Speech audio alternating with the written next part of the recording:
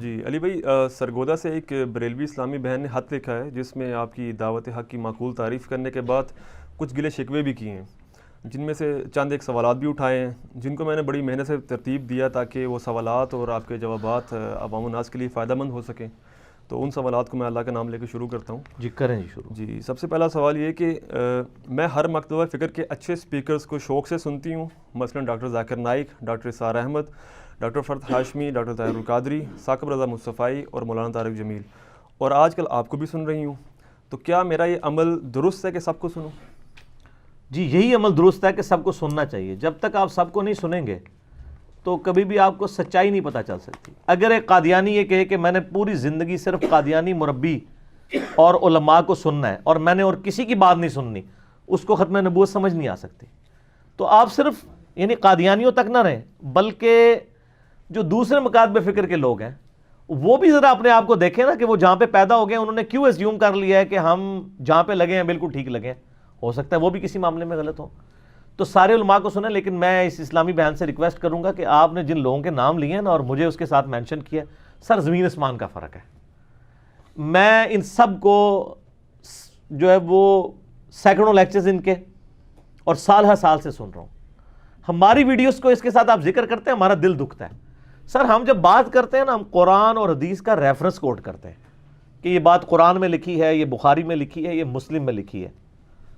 لیکن جن علماء کے آپ نے نام لیے، میں نام لیے بغیر کہتا ہوں، ان میں سے اکثر لوگ تو کہانیاں ہی کروا کے چلے جاتے ہیں جس کو آپ کاؤنٹر ویریفائی بھی نہیں کر سکتے کہ یہ بات صحیح بھی ہے کہ نہیں۔ اس کے باوجود میں کہتا ہوں ان کو آپ سنا کریں، حالانکہ ان لوگوں میں شاید اتنا حوصلہ نہ ہو کہ وہ یہ کہیں گے انجینئر صاحب کو سنیں۔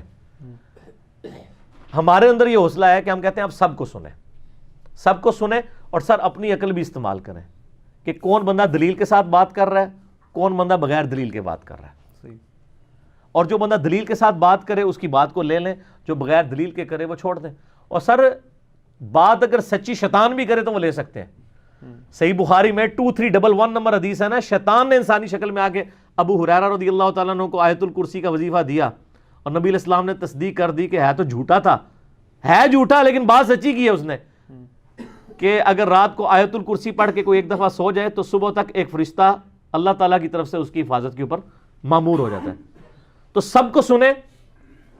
اور یہ جو آج کل یعنی لوگوں نے فتنہ مچایا نا جی، دیکھنا چاہیے یوٹیوب پہ کون سے علماء حق ہیں ان کو سنیں، جو علماء حق ہیں ان کو نہ سنیں۔ یوٹیوب اتنا پھیل چکا ہے، کچھ سمجھ نہیں آتی کس کو سنیں۔ سر ساری سمجھ آ رہی ہے لوگوں کو، آپ لوگوں کی ٹینشن نہ لیں، لوگوں کو سب پتہ ہے کون بندہ صحیح بات کر رہا ہے اور کون غلط کر رہا ہے۔ لوگوں کو یہ نہ کہیں کہ فلاں کو نہ سنیں، کیونکہ جب آپ یہ کہہ رہے ہوں گے نا فلاں کو نہ سنیں تو آپ تو آٹے میں نمک ہوں گے، دوسری طرف میجورٹی لوگ وہ ہوں گے جو کہیں گے ان کو نہ سنیں۔ یعنی آپ نے کبھی کسی بریلوی عالم کو جو ریناؤنڈ ہو یہ کہتے ہوئے سنا ہے کہ جی ہمیں چاہیے کہ ہم طارق جمیل صاحب کو ذوق و شوق کے ساتھ سنا کریں، بہت علمی گفتگو کرتے ہیں، یہ سنا ہے؟ یا کسی دیوبندی کو کہتے ہوئے سنا ہے، کسی دیوبندی عالم کو کہ جی ہمارا کام یہ ہے کہ ہم ڈاکٹر طاہر القادری صاحب کو ذوق و شوق کے ساتھ سنا کریں؟ یا یہ لوگ اہل حدیث کے بارے میں یہ بات کر دیں، یا اہل حدیث ان کے بارے میں، یا یہ شیعہ کے بارے میں، شیعہ ان کے بارے میں، یہ تو کسی میں حوصلہ نہیں ہے۔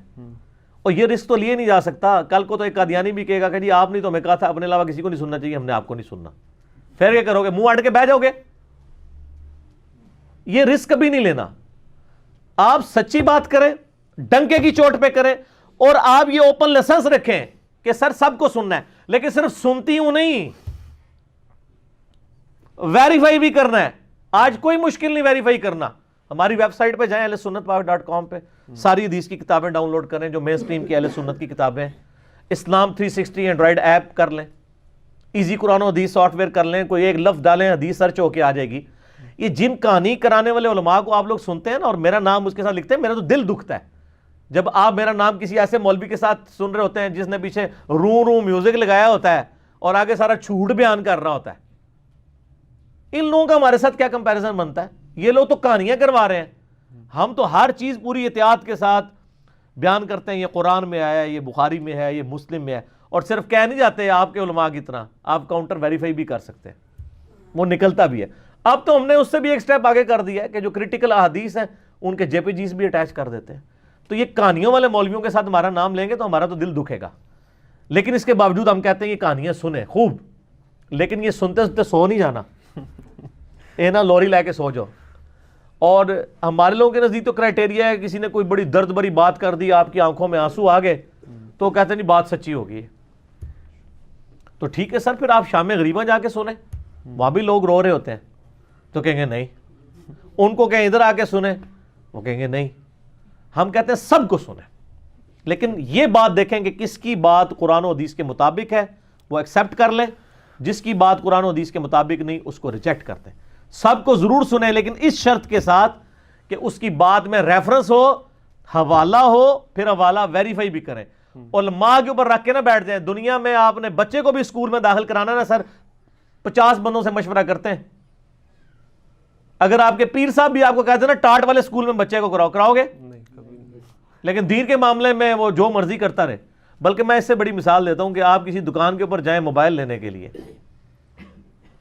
ٹھیک ہے جی، اور وہ چائنا کا بلا ہوا موبائل ہو، آئی فون کی شکل کا، اور بیچنے والے کی داڑھی اتنی لمبی ہو، پگڑی ہو، ہاتھ میں تسبیح بھی ہو، ٹھیک ہے جی، اللہ رسول کا نام ملے اور چہرہ بھی بڑا نورانی ہو، اور کہ وہ کہ نہیں جی یہ اصلی آئی فون ہے جی، لے جاؤ.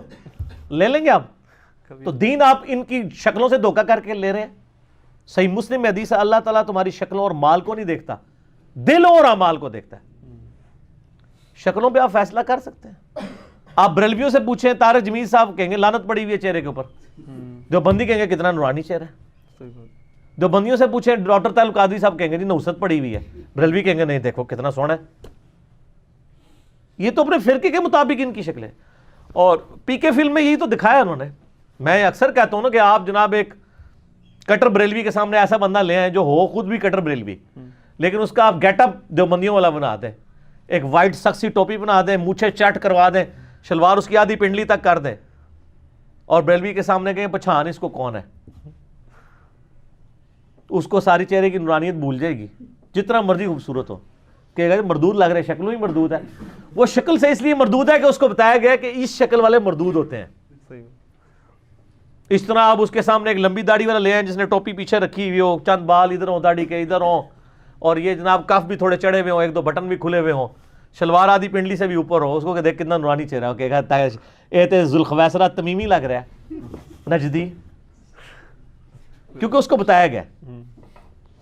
اور جب اس کو آپ بتائیں گے کہ یہ تو گیٹ اپ تیرے لیے بنایا تھا، یہ تو کچھ اور ہے، کہے گا نہیں ماشاءاللہ بہت سونا ہے. یہ سر پی کے فلم میں یہی کچھ دکھایا نا انہوں نے.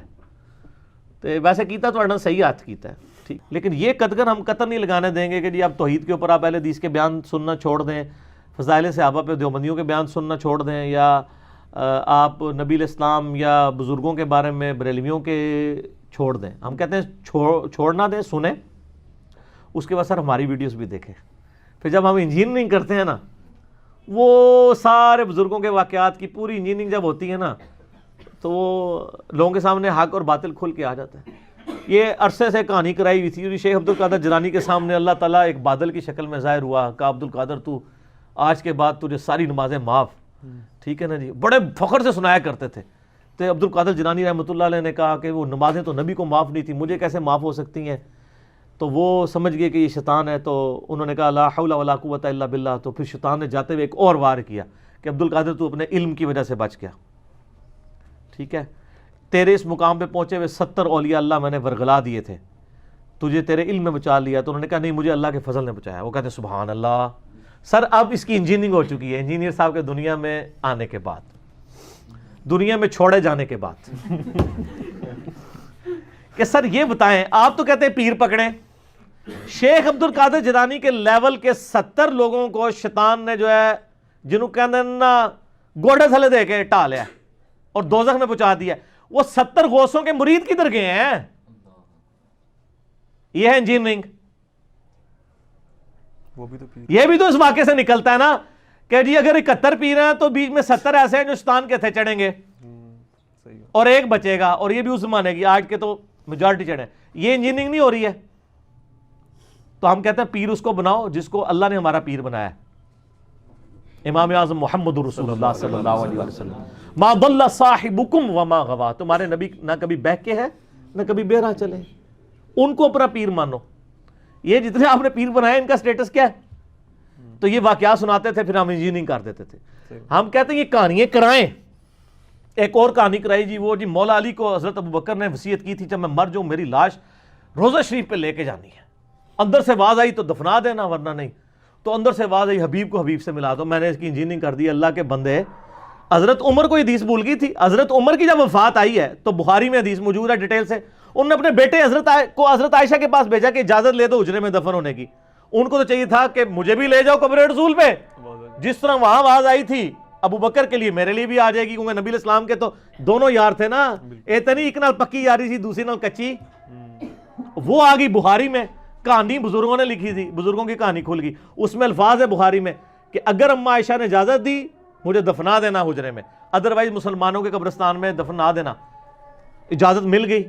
اسی زخم کے دوران آگے بتایا تو انہوں نے کہا شکر ہے، میرے لیے دنیا میں سے بڑھ کے کوئی چیز نہیں تھی، اور اب جب میں مر جاؤں پھر میری میت کو اما عائشہ کے پاس لے جانا، تاکہ بعد میں کہانی کر لوں پتہ چلے کہ روضہ شریف پہ نہیں، اما عائشہ کے پاس، اگر وہ اجازت دیتے ہیں دفنا دینا، پھر نہ ورنہ کہیں اور دفنا دینا، یہ نہ ہو کہ انہوں نے روب کی وجہ سے، میرے امیر المومنین ہونے کی وجہ سے یہ کہہ دیا ہو تو بیک فٹ میں نہ کہیں وہ پھر بعد میں چلی جائے، یہ اندازہ کریں۔ تو یہ کہانیوں کی میں نے سر کہانیاں کراؤ لیکن انہوں نال انجینئرنگ بھی ہوا کرے گی انشاءاللہ تعالی۔ جی اگلا سوال ہے کہ کیا میرا یہ انالیسس درست ہے کہ اہل حدیث نے توحید میں غلو کیا، حتیٰ کہ بتوں والی آیات اولیاء اللہ پر لگا دی اور آل امیہ کی دفاع کا ٹھیکہ لے رکھا ہے، اور اسی طرح دیوبند نے صحابہ کرام کے دفاع اور شیعہ نے اہل بیت کے دفاع اور بریلوی نے بزرگوں کے دفاع کا ٹھیکہ لے رکھا ہے، اور اسلام کا دفاع کوئی کرنے کو تیار نہیں ہے؟ سر ہم بیٹھے ہوئے نا، یہ ٹھیکہ ہمارے پاس ہے،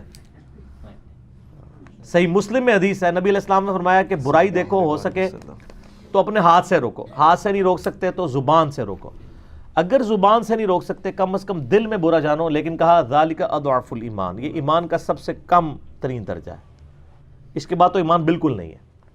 تو الحمدللہ ہم اپنی زبان سے روک رہے ہیں، ہاتھ سے روکنا حکومت وقت کا کام ہے، جن کے پاس پاور ہے، جن کے پاس عدلیہ ہے، جن کے پاس فوج اور پولیس کے ادارے ہیں، ہم اپنی زبان سے جہاد کرتے ہیں اور لوگوں کو بتاتے ہیں کہ سچ بات یہ ہے۔ باقی یہ کہہ رہے ہیں کہ جو ٹھیکے لیے ہوئے ہیں، واقعی ٹھیکے کا لفظ کسی حد تک درست ہے، یہ ٹھیکے ہی ہیں ان کے، ادروائز جن چیزوں کے انہوں نے ٹھیکے بھی لیے ہوئے نا اس میں بھی یہ زیادتی کر رہے ہوتے ہیں۔ یہ صحیح ہے کہ اہل حدیث بھی بعض اوقات زیادتی کر جاتے ہیں، لیکن یہ کہنا کہ جی وہ آیات بتوں کے بارے میں وہ لگا دیتے ہیں یعنی اولیاء اللہ کے اوپر، وہ چھوڑ دیں سر، بتوں کے علاوہ بھی بہت ساری آیات ہیں جو اولیاء اللہ پہ اس حوالے سے لگتی ہیں کہ وہ مشکل کشا نہیں ہے۔ یعنی سورۃ المائدہ اگر آپ کھول کے دیکھیں آیت نمبر 72 میں، تو یہ کہ توحید کے اوپر تو میں صبر نہیں کر سکتا، توحید کے اوپر اگر کوئی بلیم کرے گا اس میں تو ہم نہیں صبر کرتے، سیدھی سی بات ہے۔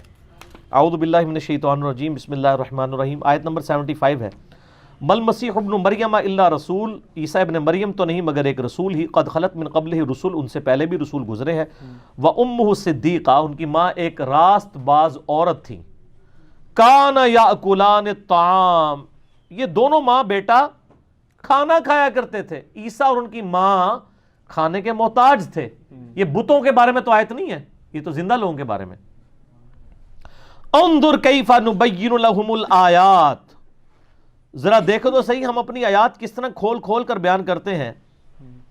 ثم انظر انا یؤفکون، پھر ان کی طرف دیکھو یہ کہاں پھیرے جاتے ہیں۔ قل اتعبدون من دون اللہ، اے نبی علیہ السلام فرما دیجئے تم اللہ کو چھوڑ کر عیسیٰ اور ان کی ماں، ان کو من دون اللہ، یہاں من دون اللہ بت کو نہیں سر، عیسیٰ اور ان کی ماں کو کہا گیا، ان کی عبادت کرتے ہو، ما لا یملک لکم ضرا ولا نفعا، جو نہ تمہارے نقصان کے مالک ہیں نہ نفع کے۔ یہ کہتے ہیں جی ہم بزرگوں کی عبادت تو نہیں کرتے، ہم تو صرف مدد کے لیے پکارتے ہیں۔ اللہ نے ذکر عبادت کر کہا کہ وہ نفع نقصان کے مالک بھی نہیں ہے، اس کا مطلب جو نفع نقصان کا مالک نہ ہو نہ اس کی عبادت ہو سکتی ہے نہ اس کو پکار سکتے ہیں مدد کے لیے، کیونکہ ایاک نعبد و ایاک نستعین واللہ هو السمیع العلیم، اللہ ہی ہے جو سننے والا ہے، علم والا ہے۔ تو وہ قرآن کی آیات جسے فٹ اسے گفٹ، میں نے مسئلہ 154 ریکارڈ کرایا ان کے اس دھوکے کے اوپر، جی یہ تو بتوں کے بارے میں آیات، یہ تو فلانے کے بارے میں آیات، بھئی جسے فٹ ہوں گی آیات وہ گفٹ کر دیں گے۔ کیا بریلوی حضرات جو آیات پڑھ رہے ہوتے ہیں وہ کافروں کے بارے میں نہیں ہوتی؟ یہ جو آیت ہے قل ان کنتم تحبون اللہ فاتبعونی یحببکم اللہ، جو ہر میلاد کے جلسے میں پڑھی جاتی ہے، یہ تو یہودیوں کے بارے میں۔ اے نبی سے فرماؤ اگر تم اللہ سے محبت کے دعوے دار ہو پھر میری اتباع کرو، پھر اللہ بھی تم سے محبت کرے گا۔ تو سر یہ تو آپ اپنی عوام کو سنا رہے ہوتے ہیں، وہاں کوئی کھڑے ہو جائے یہ تو وہ یہودیوں کے بارے میں، تو آپ کیا کہیں گے؟ او یار آیت جس کے بھی مرضی بارے میں ہے، آیت تو یونیورسل ہے، جسے فٹ اسے گفٹ۔ اگر آپ بابے کو مدد کے لیے پکاریں گے یا کسی بت کو مدد کے لیے پکاریں گے، ایاک نستعین کی دونوں صورت میں وائلیشن ہے. صحیح بات. کوئی عطائی خدا بھی ہوتا ہے؟ نہیں. ذاتی خدا ہی ہے نا. صحیح ہے. لیکن مدد میں کہتے ہیں عطائی ہوتی ہے. حالانکہ ایک ہی آیت میں ایاک نعبد و ایاک نستعین، اللہ عبادت بھی تیری کرتے ہیں، مدد بھی تجھ سے مانگتے ہیں. بال مسئلہ نمبر 3 ہے میرا، دعا صرف اللہ ہی سے. اس میں جتنے انہوں نے دھوکے دیے ہیں اس کے حل میں. اور مسئلہ 43 ہے وسیلہ اور توسل کے صحیح احکام و مسائل. اور ایک ہے مسئلہ نمبر 154 جس کا ٹاپک یہ ہے کہ جو آیات قرآن کی کافروں کے بارے میں ہے، بتوں کے بارے میں ہے، یہ سارے وہ دھوکہ. اور عبداللہ بن عمر کی ایک روایت پیش کرتے ہیں، انہوں نے بتوں کا ذکر نہیں کیا. صحیح بخاری میں ہے کہ جو خوارج تھے وہ کافروں کے بارے میں جو آیات نازل ہوئی تھی وہ صحابہ پہ لگا کے ان کی تکفیر کرتے تھے. بتوں کا ذکر ہی نہیں ہے، انہوں نے خود سے بت لگا لیے بیچ میں اپنے بابے بچانے کے لیے. وہ تو بات ہی کچھ اور ہے. مسئلہ 154 میرا ریکارڈڈ موجود ہے. صحیح. اور باقی رہا یہ یعنی دیوبند کا مسئلہ. دیوبند کا مسئلہ یعنی یہ ہے کہ وہ اینٹی شیعہ ہیں. انہوں نے یعنی اینٹی شیعت کے اندر اس لیول تک چلے گئے ہیں کہ وہ اب صحابہ کرام کو معصوم کہتے تو نہیں ہیں، لیکن انہوں نے یعنی ترغیب ہی دلائی ہوئی ہے کہ وہ معصوم ہی ہے. اور وہ کہتے ہیں ان کی غلطی کا بیان جو ہے وہ حرام ہے. اور یہ یعنی وہ اس طرح کی باتیں یعنی صحابہ کرام علیہم رضوان کے بارے میں غلو کر کے یعنی ایون نبی علیہ السلام کی بھی توہین کر جاتے ہیں. کیونکہ اگر نبی صلی اللہ علیہ وسلم نے کسی کی غلطی ہائی لائٹ کر دی، اب اس غلطی کو کوئی اور بندہ ہائی لائٹ کرتا ہے تو وہ اسی لیے کیا. یہ تو اسی طریقے سے جیسے بریلوی کہتے ہیں کہ اللہ اپنے نبی کو کہہ سکتا ہے کہ بشر ہے، آپ نہیں کہہ سکتے، گستاخی ہے. تو سر صحابہ کی عظمت بڑی ہے کیا نبی علیہ السلام کی؟ تو پھر آپ کیوں قل انما انا بشر مثلکم پڑھتے ہیں؟ وہ کہتے ہیں قرآن میں تھوڑی آیات ہیں وما ارسلناک الا رحمۃ للعالمین، یہ پڑھیں. انا ارسلناک شاہدا ومبشرا ونذیرا، یہ پڑھیں. تو انہوں مڑ چڑ کے ایک ہی آیت پتہ ہے قل انما انا بشر مثلکم. تو آپ کیا کہتے ہیں؟ آپ کہتے ہیں ہم یہ اس لیے پڑھتے ہیں کہ آپ کا عقیدہ صحیح کرنا ہے. تو سر ہم نے بھی آپ کو یہ بات بتانی ہے کہ بھئی صحیح بخاری میں حدیث ہے انٹرنیشنل منی کے مطابق 2812 عمار کو ایک باغی جماعت قتل کرے گی. عمار ان کو اللہ کی طرف بلائے گا، وہ جماعت دوزخ کی طرف بلائے گی. نبی علیہ السلام نے ویریفائی کر دیا ہے کہ مولا علی رضی اللہ تعالیٰ عنہ علیہ السلام کی خلافت حق پہ ہوگی، ان کے مخالفین باطل پہ ہوں گے. یہ خبر تو ہمارے نبی علیہ السلام نے ہمیں دی ہے.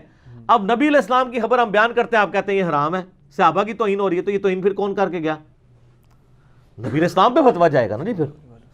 پھر بخاری میں وہ حدیث ہے کہ ایک صحابی کہتے ہیں کہ جنگ جمل کے دنوں میں مجھے اس حدیث نے بڑا نفع پہنچایا کہ نبی علیہ السلام فرمایا تھا جو قوم اپنی حکومت کسی عورت کے سپرد کر دے وہ کبھی کامیاب نہیں ہو سکتی. میں نے ارادہ کیا تھا کہ میں عائشہ کا ساتھ دوں علی کے خلاف. میں اس حدیث کی وجہ سے ہٹ گیا اور مجھے یقین ہو گیا کہ عائشہ کبھی بھی کامیاب نہیں ہوں گی، اور نہیں ہوئی. ٹھیک ہے. تو یہ نبی علیہ السلام نے جو حدیث تھی کس طرح صحابہ فٹ کرتے تھے اس کو تو کسی نے نہیں جناب دیوبند مدرسے سے فتویٰ نکالا کہ صحابی صاحب ایک ایڑی حدیث فٹ کر رہے ہو کہ ہوتے صحابہ کے لیے بارے جو احادیث ہیں. تو یہ اس طریقے سے نہیں ہے معاملات جن کو لے کے چلتے ہیں. باقی رہ گیا اہل حدیث. اہل حدیث کا تو مسئلہ ہی کچھ اور ہے نا. وہ تو آپ کو پتہ ہے اہل حدیث کا مسئلہ ہے ایران اور سعودیہ ٹسل، اس کا دین سے کوئی تعلق نہیں، اس میں وہ غلو کریں گے دونوں طرف. تو ان کا ہم نے حال یہ جو ریسرچ پیپر ہے واقعہ کربلا والا یہ لکھ دیا نا، اسی لیے لکھا ہے نا تاکہ ان کو معاملات کلیئر ہوں. تو یہ واقعی یعنی ان لوگوں نے ٹھیکے لیے ہوئے ہیں، لیکن یہ ساروں کے ٹھیکے کو آپ سنیں. یہ نہیں ہے کہ اب وہ ٹھیکہ لیا تو وہ غلط بات ہی کرے گا. جو صحیح بات ہے وہ لے لیں، جو غلط بات ہے وہ چھوڑ دیں.